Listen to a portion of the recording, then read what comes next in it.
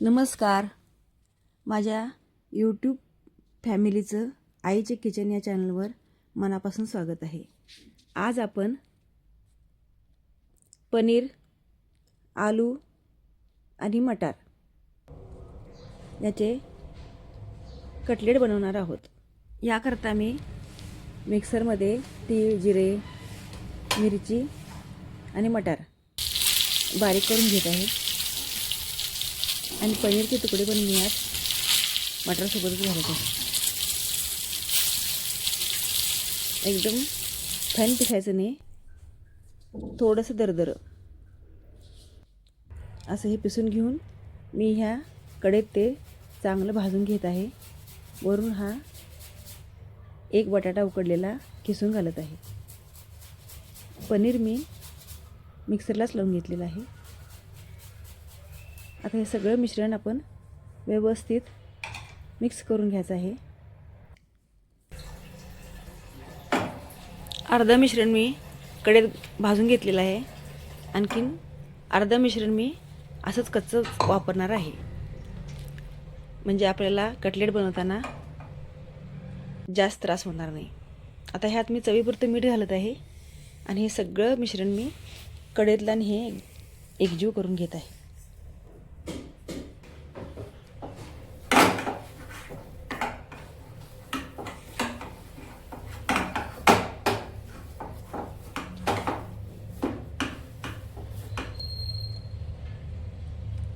आपल्याला हवे तेवढ्या आकाराचे आपण आता कटलेट्स बनवून घ्यायचे आहेत.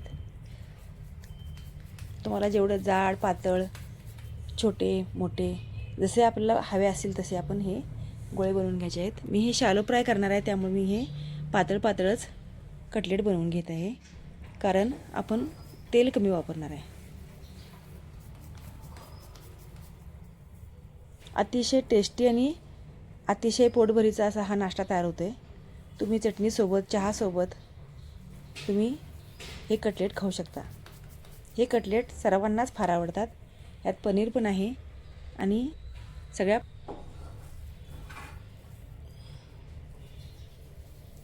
कटलेट तुम्ही नक्की करून पहा. करायला पण सोपे आहेत. आता बाजारात मटार एकदम छान मिळायला लागला आहे आणि स्वस्त पण मिळायला लागला आहे. आता एका कढईत मी थोडंसं तेल घालून हे कटलेट असे शॅलो फ्राय करून घेत आहे. तयार झालेले कटलेट मी आता उभे करून ठेवते आणि मधल्या भागात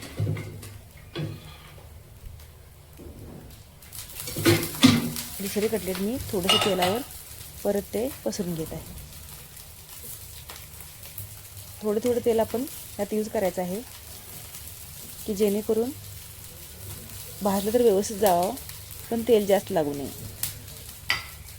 तेलाची मात्रा जेवढी पोटात कमी जाईल तेवढी आपली हेल्थ छान राहते. बरं,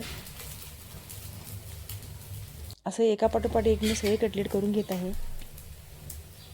तुम्हाला जर हा माझा व्हिडिओ आवडला असेल तर हा जास्तीत जास्त लोकांपर्यंत शेअर करा.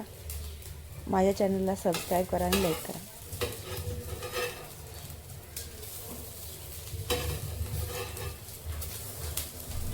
बघू शकता तुम्ही अगदी व्यवस्थित ही भाजलं गेलेलं आहे आणि टेस्ट तर अशी इतकी उत्तम आलेली आहे ह्याला.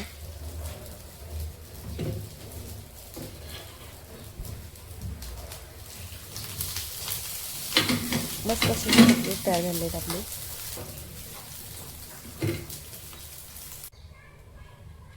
आणखीन थोडे तो आहे. असे हे पनीर, मटार आणि आलूचे कटलेट एकदा करून पहा. माझा हा व्हिडिओ जास्तीत जास्त लोकांपर्यंत शेअर करा. माझ्या चॅनलला सबस्क्राईब करा आणि लाईक करा. धन्यवाद. किती सुंदर बघा दिसायला कटलेट आपला झालेला आहे. तिळामुळं ते अंधारात देखील दिसायला लागले. फक्त याला भाजताना व्यवस्थित भाजून वर खाली व्यवस्थित दोन्ही साईड भाजून घ्यायचे आहेत, ज्यामुळं त्याचा क्रिस्पीनेस वाढत आहे.